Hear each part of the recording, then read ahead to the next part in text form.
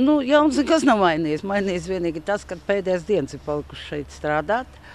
Nu, bija jau tāds interesants kurios, attaisīts kaut kāds jauns tur ceksi, kur vecais gaļas kombināts bija tur. Nu, tur vajadzēja apkopējs.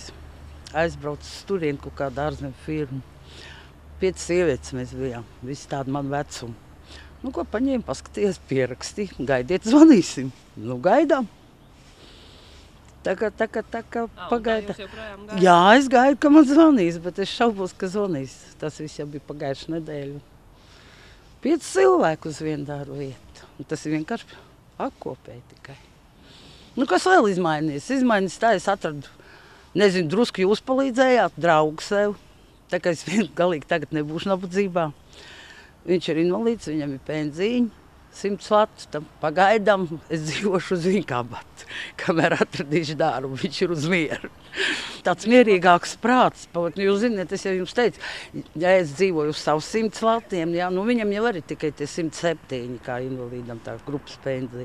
Nu, bet tomēr tie 100 mums būs, nu, ēdai būsim 2, bet, nu, tomēr. CV pagaidām es neesūtījis. Tagad ir 7. braukšu uz darbu iekārtošanas tur to biroju. Man jābrauc atzīmēties. Un tad man tur paziņa arī brauc. Es tagad neesmu tur bijis. Tad viņi teica, ka tur esot pēdējā laikā arī darbvietas, kur var meklēt tie darbiņi. Jā. Bet, nu, ka viņi bija, tad viņi teica, ka vairāk tur ir vīriešiem. Tur sievietēm pašlaik.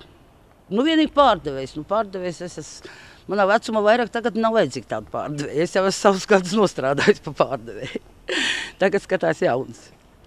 Nu, tā, un pagaidām tur cits nekādas izmaiņas, cits darba, neko nepietāv.